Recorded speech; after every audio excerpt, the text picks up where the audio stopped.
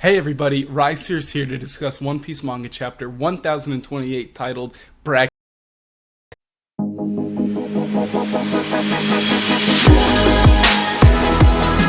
Now this week we have a beautiful color spread, a little shout out to Smash Bros from Oda here, and this is great. It's funny because last week, after what happened between Zoro and King, I made a few jokes about how King needs to work on his Smash Bros ledge guarding because of how easily Zoro got back up after being knocked off the stage.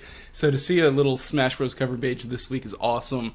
You got Usopp and Nami in the front here playing. Now I have to question Usopp's food choice. Burger and fries while touching a controller, that's a no-go for me, dog. That controller must be so disgusting. Just covered in grease. Now in the background here, we can see the Straw Hats, the rest of them all dressed up as Smash characters. Now I can identify a few of the characters, but not all of them. So anyone that I miss, leave a comment below based on what that character is to help me out in the future. So we got Luffy as Ken right here. Frankie is right next to him, dressed up as Donkey Kong, my favorite. That's my go-to character in Smash, you know. Big monkey clap. Love that guy. Then we got Sanji here as Inkling, got his little sniper gun with him, looking nice. Jinbei as Mario, cheering him on here. And then Link at the bottom. Well, not Link, Zoro dressed up as Link at the bottom here. I definitely like Zoro's the best, though. He really fits the Link theme, and I think his design and outfit in this color spread look the best. But again, if you know who Chopper, Robin, or Brook are supposed to be, let me know. Alright, so the chapter this week starts off with some CP0 action. Always love when these guys get some screen time. I think they're one of the coolest groups of characters. So many badasses, so many cool powers. And yeah, let's get right into it. So we have this masked agent who we've been seeing throughout Wano so far. He's been the liaison between CP0 at Wano and CP0 outside of Wano. So he's talking to Rob Lucci and he's like, yeah, there's another dragon here. And they're like, whoa, what? Another dragon? Like a Kaido-sized dragon? He's like, yeah, it has to be the one that Vegapunk created. So now they know it wasn't a failure. So hey, maybe this could be a segue into Vegapunk's introduction to the story. We've been wanting to see him for so long. Maybe this finally, you know, once we get outside of Wano, we usually get some world building chapters, and maybe we'll get to see Rob Lucci confront Vegapunk about, oh, you said the fruit was a failure, but now it's not. So they're talking about the dragon. They're like, yeah, well, Luffy was riding it, so that means it's an enemy of Kaido's. And they're like, well, you know what? That's better than nothing, because all Cypher Pole is looking for here is for Luffy and the Straw Hats and the raid team to do as much damage to Kaido's group as they can. They just want a battle royale where everyone gets hurt, and then they can come in, clean it up, and then make it look like they did a good job, as we know the world government loves taking credit for things that they don't do. So after they talk about this, they're like, alright, so like, why are you calling me right now? What's going on here? And Rob Lucci tells Mask about how they've implemented a contingency plan for if Kaido ends up losing. They're sending Navy ships there, so that way, if Kaido should lose, they can place Wano Country, who's currently unaffiliated, directly under the control of the world government, which is a very scary thought to me, because when you think about the stronghold that Wano Country is, I mean, we saw how difficult it is to get up. Even Big Mom's crew, with Smoothie, Perospero, and all them, on the Mama Shanter, even they struggled to get up there, even knowing that they're allied with Kaido. So that's pretty crazy to me. And it's a terrifying thought to think if Navy could turn Wano into a stronghold and a fortress, it would be a huge boon to their strength. So after this, they keep talking, and Lucci's like, straight up, what do you think? Is Kaido gonna lose or not? Give me the rundown. And Mask Guy, he kind of looks over the board that we've been seeing, and he's like, despite everything that's happened, despite how crazily the tides of this battle have turned, despite everything that's going on, I can't see Kaido losing. And I understand, this is a legendary figure in the world of One Piece. From his introduction till now, he just exudes invincibility. Kaido is he's the raid boss. He's that boss that you've been fighting him for hours, and you look up at his HP bar and nothing has happened to it. Though, I will say now, with Luffy back on top after Yamato clashed with him, it's definitely looking better for Luffy, but I understand why Mask can't imagine any scenario where Kaido loses. But we'll have to see what happens throughout the rest of this arc. So Lucci has one last thing to tell him before they hang up the transponder snail. And he's, just like he was trying to do back when we first met Lucci, all he wants is Nico Robin. Now, I think the reason we're starting to see the world government target her again is because they're realizing how close the pirates are to achieving their goals of finding the One Piece, finding Laugh Tale, achieving the title of Pirate King, though in the world government's eyes that's less important than the secrets that are going to be uncovered when you reach that level and when you achieve that. And so now that they're seeing Yonko team up, they're seeing Luffy's rapid rise in power, his growth is absurd. I think they're just finally at this point like, you know what, we've got the special science group, we've got all this, but we need to get Robin. We need her on our side. We need to get her outside of the pirate world, because while she's in the pirate world, the threat that poses to the world government is absolutely enormous. And while they finish up this conversation, we cut to some panels of Brook and Robin just running throughout the castle, fighting around some fodder. Nothing too important here, but yeah, it's crazy. The world government's back on the Nico Robin train. I hope we don't get a repeat of Enies Lobby. I don't want to have to go capture Robin again, but we'll have to see what happens. It is possible that they do succeed in capturing Robin, and if that happens, we might have to go chase down the world government and fight them straight up, one-on-one again, but we'll just have to wait and see what happens. Alright, so after we cut away from the Cypher Pole stuff, we cut to Onigashima suspended in the air, and we finally are starting to get these text bubbles that we get in arcs where Oda decides to put a timer in, where it's the 5 minutes left countdown. Now I'm hoping that this isn't a situation where the next 10 chapters are going to be 5 minutes remaining. Hopefully the timer will go down a little bit quicker than it has in previous arcs of this story. One way or another, we're finally at that point where we've got the text bubble timer counting down. Now we see Momo here having a little bit of a struggle with himself, trying to find out how he can summon these flame clouds. And he's like, oh, I can't do it. No, but I can. But no, it's not working. I can't figure this out, but I have to do it. I sacrificed everything for this. After everything we've been through, this is, we're at the final stage of this battle. I can do this. I have to do it. I cannot let my people suffer. I aged myself up for this. Everything I've been through, I can do this. And this is great to see. Like I talked about a little bit last week, it's Momo growing emotionally, getting that mental maturity, mental strength that, now that he's been aged up, he's got the physicality of a 28-year-old, and that's someone that could be Shogun, but he needs that mental maturity, he needs that inner strength to really be the Shogun of Wano that the people need, and overcoming things like this is going to be how he achieves that emotional and mental strength that he needs to lead the people of Wano. Now, we cut away from this and get to see why he's alone, and it's because Yamato decided that, you know what, on the off chance you're not able to figure out how to do this, she's like, I know you can do it. You have the same powers as Kaido. If he can do it, you can do it. However, if I don't do something here, the alternative is an explosion that is dozens of times worse than what it would be if it's just Onigashima falling.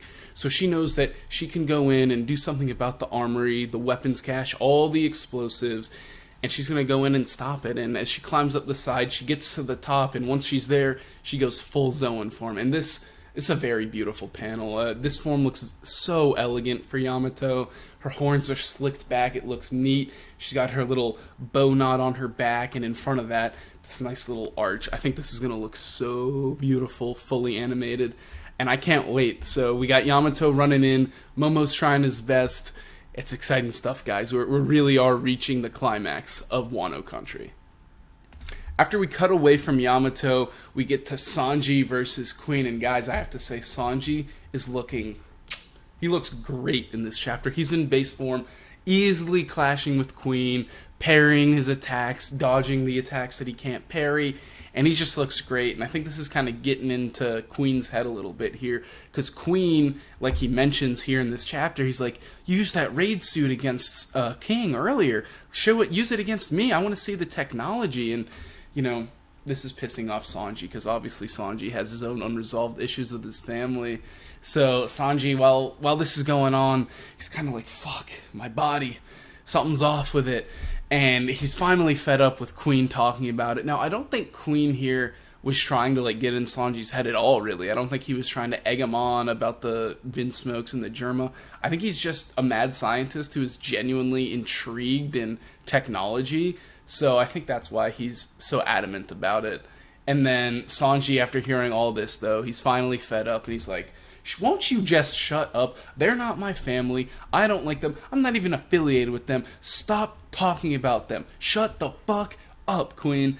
And while Sanji's having his little rant here, Queen charges up his big laser beam attack, but Sanji, the stud he is, easily dodges it, comes in with the grill shot, frying Queen, sending him flying throughout the castle, and this is great. Another amazing feat from Sanji, just looking studly this chapter. I mean, all the action shots where Sanji's kicking in are looking fantastic in this chapter. You know, but Queen, as we all know, he gets back up, but this time he's in full Brachiosaur mode. And Sanji's like, alright, you know what, I'm doing well, I'm fighting strong, but he's got that dino toughness, and I'm gonna need more if I'm gonna be able to bring this fight to a close and really beat this dude's ass. But after that, we get to what I consider to be the most controversial part of this chapter, where Queen kind of sets up in his Brachiosaur mode, stretches out, smacks his tail down, and then we see what is truly one of the most out-of-pocket things Oda has ever chosen to do in this story. He shoots out his neck and tail from his body and is now a snake. So Queen apparently can become a snake now. Now, I have a few ideas as for why he's able to do this with his devil fruit. The first and most simple, which usually the most obvious answer is the answer, is simply that brachiosaurs in the One Piece world are capable of turning into snakes like this. I mean, it's the One Piece world. It's certainly possible.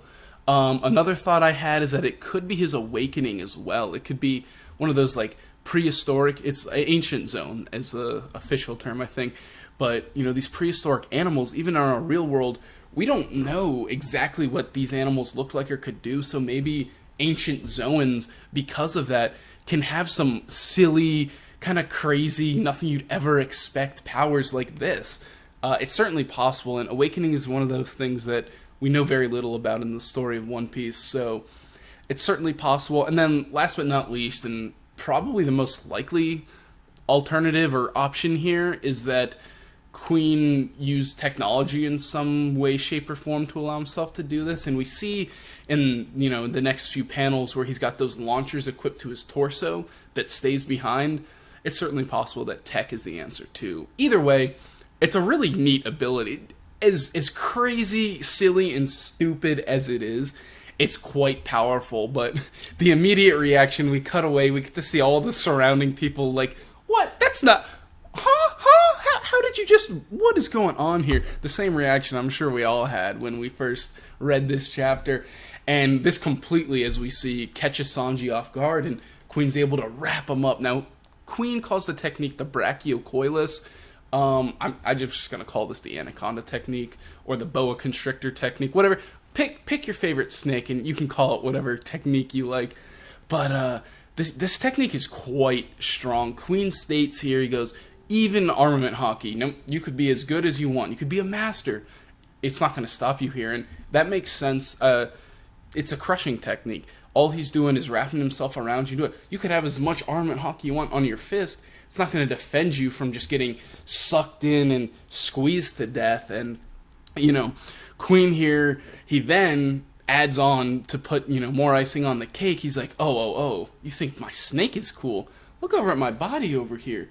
See those brachio launchers? Those are awesome. The normally useless body is now a tank. But you see, Queen's a dumbass here, and he's trying to flex and be cool and talk about his body like, oh yeah, you know, not only do I have these cool brachiosaur powers, but because I'm so smart and because I'm a scientist, look what else I can do.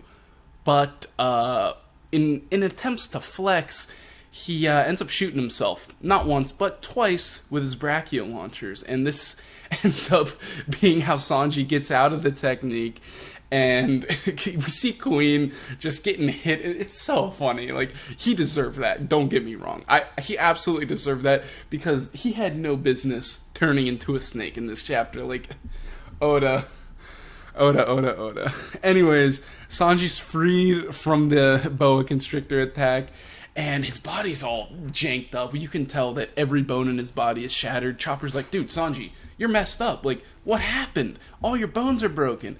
And the next panel, though, Sanji's body does like that, you know, like kind of what you see in like TV, movies, anime, where like the body is messed up and it kind of cracks back into place. And then Sanji's just like, oh no. It happened.